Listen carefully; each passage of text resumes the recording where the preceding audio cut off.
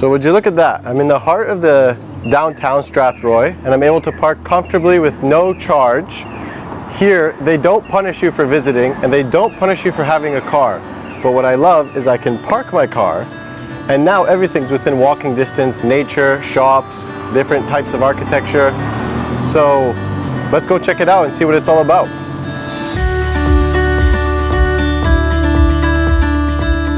Walking around Strathroy here, I noticed this beautiful mixed-use building, and it's a perfect example of, you know, what Living the Reality is super excited about and really is all about. So you'll see it's a mixed-use building with what seems to be a financial planning on the ground floor. It seems like above that is one of the residentials, and then if you follow me,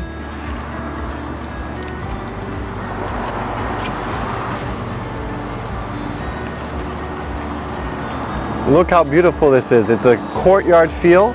So you have what seems to be 2 units over there, C and D, and it's just a perfect example of what I'm interested in learning about, designing, and love.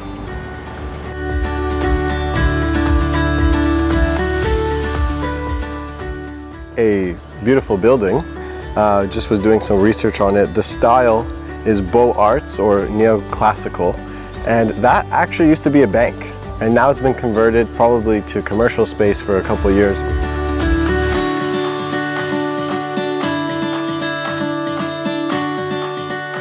Okay guys, so behind me is supposedly the most iconic and historically rich building in Strathroy.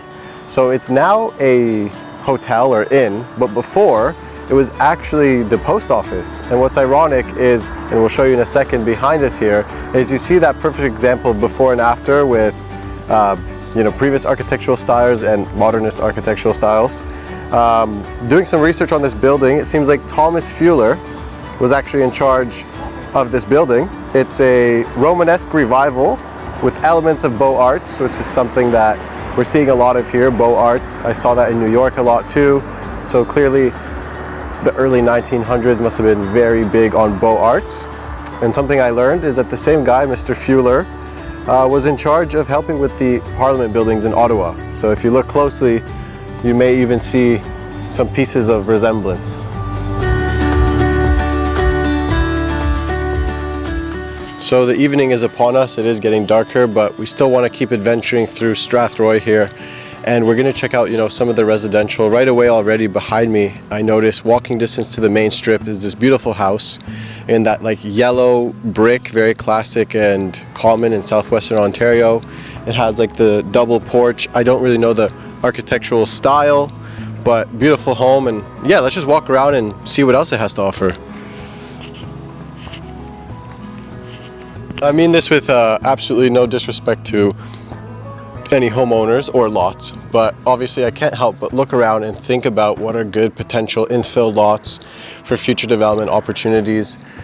You know, you're looking for those big wide lots that can potentially fit and be zoned as of right for up to 3 or 4 units, and you know, typically you're trying to look for things that you can maybe add to the facade. So I'm just keeping my eye out for that as we walk around here. But I am noticing, and it is late at night, so it's not open today, but you got like a nice little business here and a fish and chip shop, so that's really great. Walking distance to people's homes, I think that's really neat. So this is right on Front Street, and you'll notice what looks to be some side-by-sides. So this is again another example of like the principle of design and style that I'm looking to learn about and looking to produce one day. Okay, so I think this block here perfectly encaptures the type of real estate I want to develop one day, whether that's by purchasing and fixing up or just finding projects like this.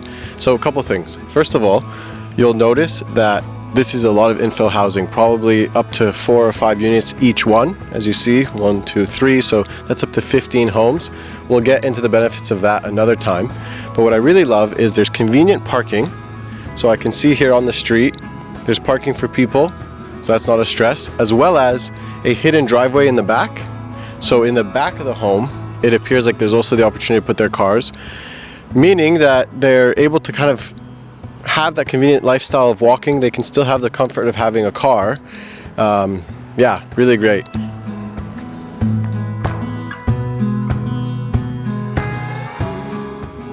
My girlfriend made a very astute point. As we travel around, we've noticed that Libro Bank in southwestern Ontario always seems to be really nicely designed.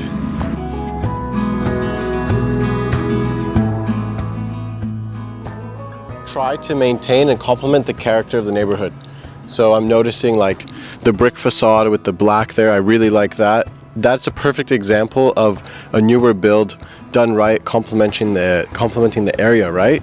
So it goes to show that you don't have to do a new development as like that modernist or even like that newer style. You can spend a little bit extra, you can get either the brick or the brick veneer and really create a beautiful and simple building. It's not a complicating building, it's relatively straightforward, but it does things right. Big fan of that. As I was walking around Front Street here, this building really caught my eye. It's not something you see every day.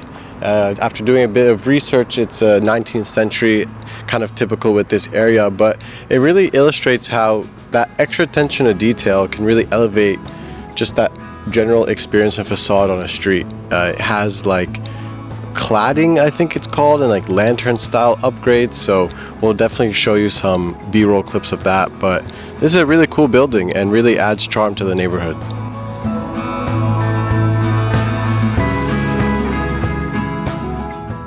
You have an abundance of retail, which allows for a diversity in retail. You know, you're probably noticing here, it's not the big box retailers, it's not your typical stores. These are, you know, businesses that are owned by people. This promotes entrepreneurship, this promotes a great lifestyle that I'm a huge proponent for.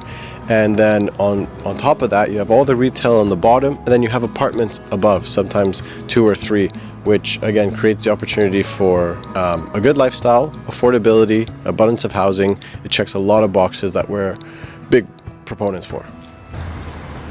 Maybe I'm wrong, but I've noticed a couple vacant buildings or buildings that are kind of in a transition, and I have a feeling that as people start to recognize the beauty that these types of places have, I think Strathroy is becoming more popular, and I have a feeling that in the next couple of years it's going to be a much more well-known place. The investment is clearly happening. You're seeing new businesses come about. Across from me, you're seeing what looks like a health and wellness studio, which once again, it absolutely adds to the lifestyle that I'm talking about. Living here in Strathroy already, I'm seeing that I could live in a nice apartment, probably pretty spacious with some historic features. I can walk to the parks, I can walk to my coffee shop, there's a gym not far from here, there's a wellness studio. You know, that's really what I want. That's really what a lot of people are attracted in, either consciously or not consciously. They would appreciate that. And yeah, they're doing a good job of keeping the facade and the style.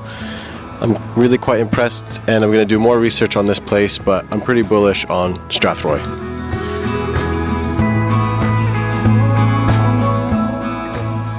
So I can't confirm for sure. I was just heading back to the car to head out now, but I see a house here, $339,000 on a pretty big lot. So it goes to show 325 here, Victoria Street, Southwest Middlesex. So, I mean, that might not actually be here, but point is, there's definitely opportunities here, and I could see downsizers or young couples with the right opportunities and developments could really thrive in these types of environments. All right, have a good night.